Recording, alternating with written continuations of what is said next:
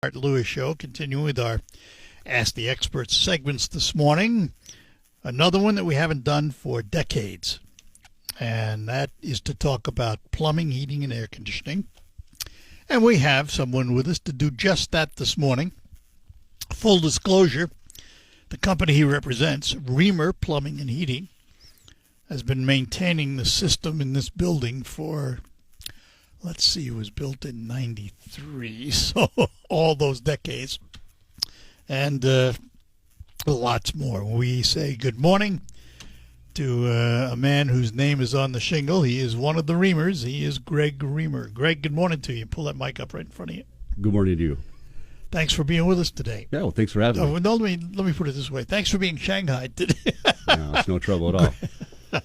He was surprised when he got noticed that he was going to be doing this today, but hey, welcome. So I want to start with some very basic things. I want to start with the old throne, the toilet. Is the toilet of today really any different than a toilet of 20, 30, 40 years ago? Yeah, absolutely. They've come a long way with internal components. The flush capacity has been minimized a bit, which worried people significantly. To a 1.6 is our average now. But the flush mechanism allows nice, clean flush, no remnants behind. And that's what we strive for when we sell a good quality toilet. And that's we've all seen the commercials over the years. Sucks tennis balls down and all that stuff. What determines how much stuff a toilet can suck down? Well, a couple of our toilets we sell mainly is an American Standard brand, and they've really got it squared away. When you touch that lever, that water needs to leave that tank rather quickly, and that force will take what's left behind down through that trap and on out of your residence. So the size of that outlet, 3-4 inches now, allows that water to flow. So that the secret is the size of the pipe, so to speak. Essentially, yeah. To make it simple, the pipe, right? Sure. And all the other stuff in there is all replaceable, right? It is, yeah. Ask an expert. I know. Industry, I just had it done by you guys. Yeah, the industry is using some universal parts across the board now, and makes it easy for us to come in and replace parts, and a lot easier to get a hold of those parts. If you have any questions about plumbing, heating, air conditioning, now's the time to give us a call, 989-752-6111, and talk to Greg Reamer from Reamer Plumbing and Heating to answer your questions. I just want to finish up with the toilet for a moment. We hear about all these new fancier things, and in different countries they have different systems, bidets and all of that stuff. Are we ever going to see that here? It's here. It's here now. Oh, it's here now. Absolutely. Yeah, it's becoming fairly popular. The bidet seat, not so much the bowl where it's a separate unit from the water closet, but the bidet seat is an add-on. Getting warm water to it, getting electricity to it. And it's a little mini computer. You push certain buttons and get certain features. That's the problem. Can be. Do I want to sit on something that sprays water but has electricity attached to it? To each their own, I guess. But yeah, definitely up and coming. I think they're way more. We're way behind on that, aren't we? I mean, that's been around in Europe forever. Certainly. Yeah, but we're catching up. The technology is catching up, and it's becoming easier to retrofit water closets now. Yeah. And let's talk just for a minute in finality here in terms of toilets. That tank that sits on the back, that's the water closet, right? The whole unit. The whole unit's a water closet. I guess that'd be more of a term that we would use as in the plumbing industry. But a toilet. Does it matter how big the tank is? Nope, because it's. Or are they all the same? It's still going to have the same amount of water in it. It doesn't matter. That's right. Government says 1.6. They sure do. Yeah. So, thank you, Uncle Sam, for telling me how much water I have in my tank. That's right. And all tanks if I'm not mistaken, evacuate clockwise? Ooh, that's a good question. This hemisphere, that sounds about right. This hemisphere. That's right. Does it really matter? Well, that doesn't have anything to do with the mechanism itself. evacuation, Yeah, yeah. that's per hemisphere. Yeah, That is weird. it is. Oh, well. And finally, oblong seat versus round seat, just a matter of space, right? That's right. Yeah, preference. No preference. difference in anything else. No, just for comfort, and a lot of times how much space is available in the bathroom, whether the door can swing open, whether you have room to get to your tub shower. You know, you lose 2 inches with an elongated going from around. Doesn't seem like a lot, but it certainly I can would have be. thought you lost more than that, actually. That's all you lose is 2 minutes. 2 inches. Yeah. Mm-hmm. Oh, well, that's not too bad. No, but it can make a difference in a remodel or a retrofit. Yeah. All right, let's move on to some other things. Heating and air conditioning. There are questions, and I want to start with air conditioning, particularly central air conditioning, and there's questions about cleaning the outside unit. Mm-hmm. How important is it, and what do you need to do to be safe to do it? Sure. Yeah, it's extremely important. Should be done yearly. We have a significant amount of cottonwood, which is a main one of the main issues. That when that gets in those aluminum fins, you're losing capacity for cooling. It's harder on the equipment. Dust, debris, leaves of any sort. They need to be rinsed and cleaned. They can be done real easily with a hose. It's just Not high pressure, though. right. It's very important to take your time, be careful. We're not spraying at a full stream. It's a rinse, if you will. We're rinsing it versus spraying it, right? Because you don't want to bend those foils. Exactly. Because they're the heat dissipants. Right? That's right. They dissipate the heat. Correct. Yeah, we're blowing that. That's what that fan's blowing that heat out on that coil. Now they changed the coils a little bit. They used to be like real common as a fin. Now it's more of it's almost like an artificial Christmas tree, if you will. It's got the. Is it sturdier? That's hard to say. That's for the engineers. But it's like little needles. Okay, like a Christmas tree. Yeah, line. like the artificial tree. Right. Mm-hmm. So you really need to take caution with that. All of them you have to take Yeah, caution with. sure. Right? You can't get in there and spray them with a pressure hose or anything like that. No, bad idea. Then you'll be calling us. Well, maybe I should be calling you anyway. Agreed. And the outside screening, I mean, you really need to make sure that's clean too, don't you? Right. For the units that have that kind of a circle. Mm-hmm. Well, it's this day and age, air conditioning is vital. Seems to be It getting is. warmer and warmer outside. Mm-hmm. Are there routine maintenances for those kinds of systems? Yeah, we do them very frequently. Call it check and clean, where we're going to come in and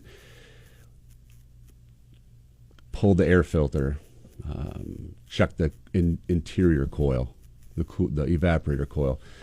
Airflow is number one. We have to have airflow within the residence. When we lose an airflow, we're allowing the equipment to strain the refrigerant to and from the condenser outside. We'll develop issues where we can have icing inside, icing outside. So need to make sure we have nice airflow, the condenser's clean outside, have the vents open inside. Pulling and pushing air it's important. Unrestricted. Absolutely, yeah. All right, we're going to take a break, come back. Greg Reamer's with us. If you have any questions about plumbing, heating, air conditioning, you can give us a call, 989-752-6111. That's the number to call here on WSGW, and we'll be back. If you need to hire, And they took out all the old galvanized, the old iron pipe and all of that stuff. And they're putting in this red and blue stuff. And I'm going, What is it? It doesn't look like pipe. Right. It looks rubber. What is it? Yeah, so that's going to be flexible PEX piping. PEX piping. PEX, that's correct. And it's not PVC. It's like a high-density polyethylene. It's flexible. It is. And when you put in the red and the blue, that simply signifies which is the hot water lines and which is the cold water lines, right? That's right. So I can go down to my basement and look and say, oh, that's hot. You got it. You got it. Made it easy. Yeah. It doesn't tend to plug up like the other stuff either, does it? No, not like galvanized did. Yeah. That's always been a problem with galvanized. Well, age of the pipe. Down in the city where the piping is a lot older down there, that swells. That it's almost like a rust. And restricts flow. And I know they weren't as eager to replace the copper piping. Right. That lasts a long time. It does. Yeah, we see that a lot. Pinhole leaks. That's the other side of copper, though, right? Yeah. Yep. Turbulence in the water can create pinholes in certain spots after, say, solder joints or T's 90s when that water. Now, is that all fixable or is it replaceable? We do fix a lot. We have customers out there that after we're there a dozen times think, let's just go ahead and put PEX in. Yeah, there you go. Yeah. There you go. PEX is just easy to work with. The older generation, they like the craftsmanship of cutting and soldering and making a real beautiful job of copper. But now we look at it as the price of copper. Yeah, the price of copper itself, the time it takes to solder every joint and measure exactly. We still do it by all means, a lot of commercial applications. But to help the homeowner and the customer, we can really speed along and get in and get out. And well, the PEX piping goes in quick, doesn't it? Yeah, it cuts with a tool versus a copper cutter by hand. Just one squeeze of a tool and we got a cut. Crimp rings go on and one squeeze of that and it's a secure joint versus a torch and solder. So it's much easier. Yeah. It's less expensive and lasts longer.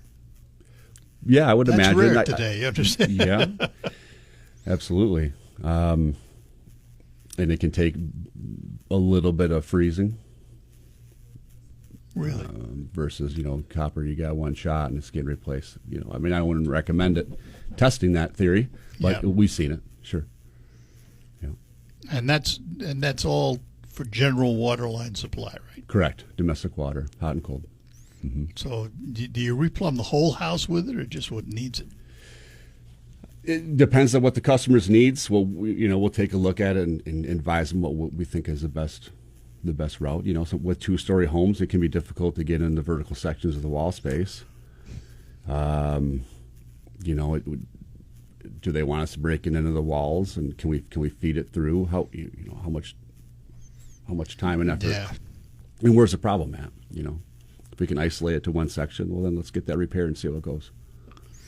All right, let's move on to another one of our favorite devices, the water heater. Mm-hmm.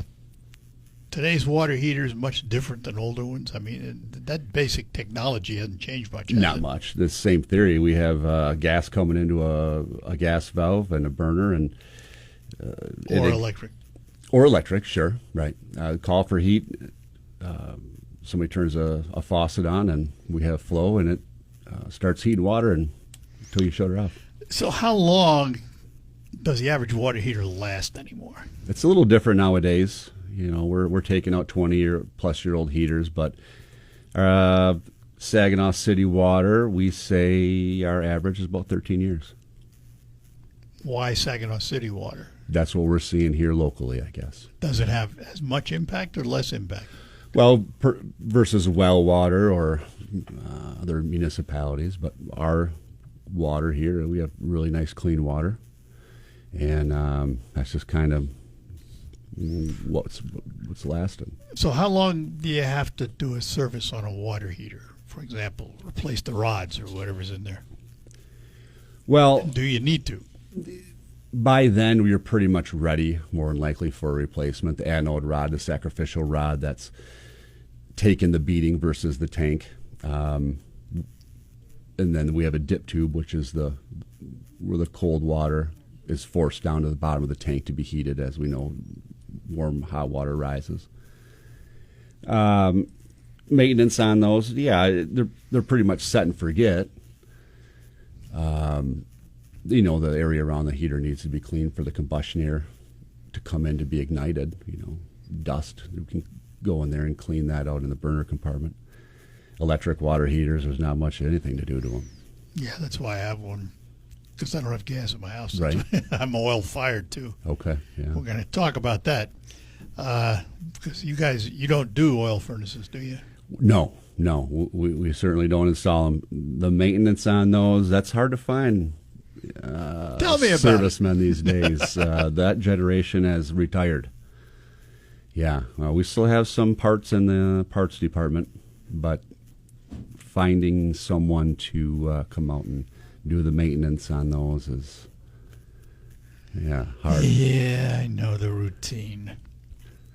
But, you know what? Delivers warm air. Absolutely. That's all I care about. That's right. Comfort is everything. Yeah. But gas is certainly the big thing today. It is. Yeah. And they have gotten more and more efficient. Yeah, somewhat. A hot water heater isn't the most efficient piece of equipment in your home.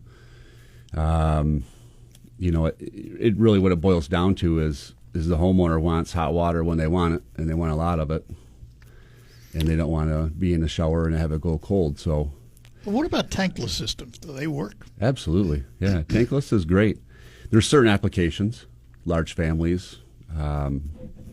Some people look at them for the cool factor.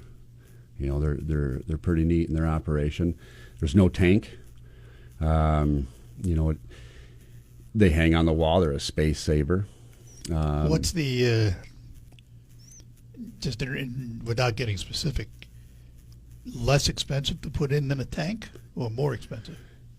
Well, I think if you're doing new construction, at that time would be the time to install one. Retrofitting, yeah, it's expensive. It's significantly more expensive going from a tank style to a tankless. Where the venting is different. It's somewhat like a high efficiency furnace where it has combustion air coming in and exhaust going out, PVC pipes, 2 pipes. So we got to route pipes through the basement out the sill. They're condensing, so they make condensate. So we have essentially water dripping from them. We got to find a place for that to go. The piping diagram is a little different where it's all underneath, comes in the bottom. So the water heater, tank style water heater is on top. So retrofitting is a little more costly. All right, we're going to take a break, come back. We've got a caller waiting to talk to Greg as we talk about plumbing, heating, air conditioning, and the like here on WSGW. At Carmanis.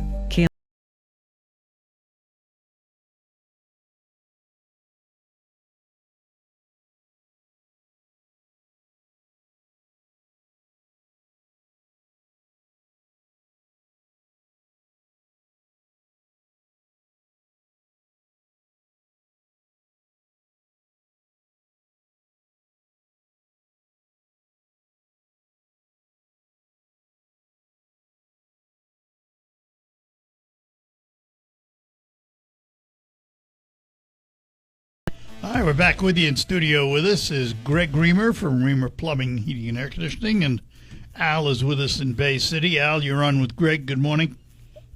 Yeah, Greg, I'd like to know what kind of sump pump you would recommend to me as being, the best kind to have. Yeah, sure. A couple of pumps that we sell at our store. One, the most popular, is a Zoller. The other is a Champion. Both are tried and tested. We stand right behind them. They're phenomenal pumps. They're contractor grade, a little bit different than what you're going to find at a box store. Third horse. They have a heck of a warranty on them, 3 years, and they're built to last. It's a vertical float. Just a real nice unit. And these are they're direct power. Submersible pump, yeah, right in the crock, plugs into a 110. Mm-hmm. All right, Al? So do you recommend getting a backup sump pump as well as a regular one? Yeah, backups are wonderful for peace of mind, especially with the finished basement. Goes in the same crock? Same crock, yeah, absolutely. Zoller makes one that piggybacks right off the primary. That's a battery backup with a tender. You can get them with Wi-Fi if you'd like, where it'll let you know if there's an issue if you're out of town. The other pump that's offered is a water-powered sump pump. The one that we have is actually designed here in Saginaw, Michigan. And it uses Saginaw or whoever municipality you're with. The domestic water creates a siphoning action through a switch. Utilizes 1 gallon of city water to take 2 gallons out of the crock for a 3-gallon discharge. A little bit different with those is the discharge is out the side of the sill, outside to a splash block, versus being tied in with the primary discharge in case that was the issue with the malfunction on the primary pump. Essentially, you'd be paying your municipality to flood your own basement. So we put those right outside. Okay. Usually, if I call you tomorrow, what's the installation period that it takes you to install one of those? It depends on how far your crock is from an exterior wall. Depends on where our water lines are. Typically, though, or how many days does it take for you to get there? To get there? We're probably somewhere around 3 to 5 days out, and installation on those is about a day. Okay. Okay. Thanks, you. Al. Yep. Bye-bye now. Bye-bye. Show you how old my house is. My crocks are empty crocks. They're just holes in the floor. Uh-huh. The pipe runs outside. The water goes in, runs out. Yeah. That's it. Just daylights, yeah, absolutely. But the only time it's ever been a problem was when the dams broke. Is that right? Because the River Road, I'm on the high side, and the water came up probably 8 feet over the road. Mm-hmm. And it backed up into my crock holes. So I had about an inch of water in the basement. Wow. Only lasted a day, and it was gone. But very old-fashioned. Yeah. The only problem I had with it, from the old coal room, where there is one, to the basement, where there's another, in the end of the basement there's another, so there's 3 holes. The line from the coal room to the first basement plugged. Sure. And all of a sudden I'm getting water backing up, and I'm going, what's going on here? Uh-huh. So I took out a snake, put it on my drill, and Oh, good for you. There you go. and it worked. Absolutely. But I'll tell you what, when it broke through, it was like a flood disappearing. That water just disappeared. Right. Yeah. It's amazing. It's amazing how much it's changed technologically, the things you can do today, Sure. Easy. compared to the days when my house was built ancient times, We'll take a break, come back with Greg Reamer. If you have any questions, 989-752-6111. We're proud to make Pine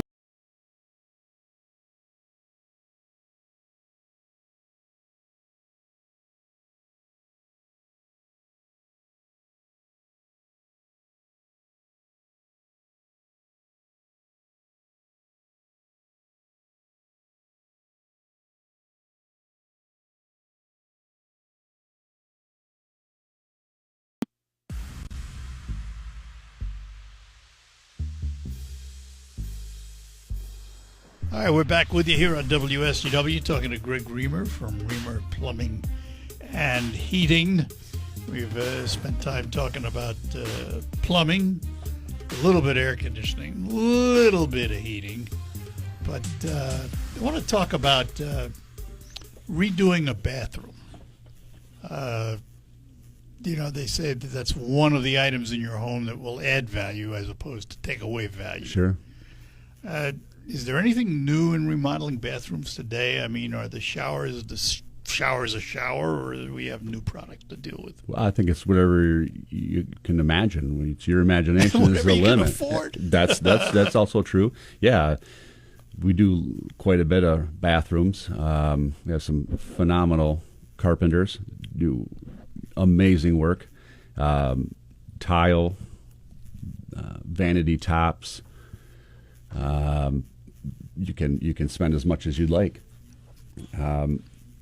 You can keep it simple with the three-piece unit, all the way to tiling it custom as anything you like. It is, I mean, really the sky's the limit today, isn't it? It is, In a lot of ways. yeah. Cubbies, we add cubbies in showers, different types of shower drains. You can have body sprays coming from the ceilings. However you want us to pipe it, we can do that for you. Get your bidet in there. Whatever you can dream. Yeah. That literally, whatever you can dream, and all you got to do is figure out how to get the money to pay for it. That's all. Sure. That's it. The enclosures today, shower enclosures, though, can you just go in and take out a tub and put in a shower? In my old house, we got an old tub. Yeah, I mean, there is somewhat standards and sizing of a tub shower existing. With the widths, we see a lot of right at 60 inches. That's where you want to be, and then you were talking about the depth. But yeah, there's a little bit of carpentry involved, but it's not earth shattering. Take the old out and prep it for the new. Get it piped up. Get the drain in the hot and cold there, and then And the rough it in. newer, a lot of the new ones are one piece. They just slide in. Or No, I mean that's on the market, sure. that's not what you do. Let's put it that way. We don't. That's not saying that's not an option, but you get your walls and then your base. They interlock. There's no caulking. They're secured to studs. For ease of cleaning and that'll be fiberglass. And then again, tiles another option as well. And who does the tile work? I mean, you have somebody on staff does that too? We do, yeah. We have a couple of subcontracted carpenters we deal with solely that we know their type of work. What's I don't know if you have it with you or not, but what's the history of Reamer? How long has it been around? Sure, yeah. I mean, it's a name I knew. I came here in 1974, and that name was around. Yeah. Well, my grandpa Robert Reamer started the business in 1957. Wow. So yeah. And did you not at one time you were down on Gratiot in the old days? Boy, Yeah, you were. I think so. I Before know you our moved State up on Street State life. Street. I that was before my time, so I can't get in trouble for not knowing all our locations. Okay, However, I'll let you go. but yeah, we know we're right at 5565 State there. Been there for some time, and right between Center and Weineke. We still get asked often, where you at? And I kind of. And you have a Frustrating. showroom there too. I mean, a lot of Absolutely. stuff on display. Yeah, we have a full showroom. Donna's in the showroom, and she's extremely knowledgeable of all the products we offer and what we're capable of doing, what we can do for you. And she'll tell you if yay or nay. So let me ask this, because plumbing is a skilled trade. Mm-hmm. Any difficulty in finding plumbers today? Yeah, just like any trade, yeah, absolutely. I think there's a lot of interest. And it can be a good living. Oh yeah, absolutely Yes. is. Yeah. The trades are. Yeah. It's not. I guess it's not known that you can make one heck of a living, but yeah. Help is tough. We have some great servicemen. I think there's a lot of interest. It can be difficult to get your foot in the door, and that's not. We're not trying to hurt anyone's feelings, but we're sending you on a job site. You got to know what you're doing. We have a lot of customers, a lot of repeat customers, and they expect a lot out of us, and a lot of our plumbers and our mechanics. And that's the reputation. I mean, you guys have been around long enough to develop a reputation. Sure. Living up to it is Yeah. a day-to-day Absolutely chore, is. isn't it? It is, absolutely. Yeah, we really appreciate it. I get a lot of calls just to say thanks. You guy did a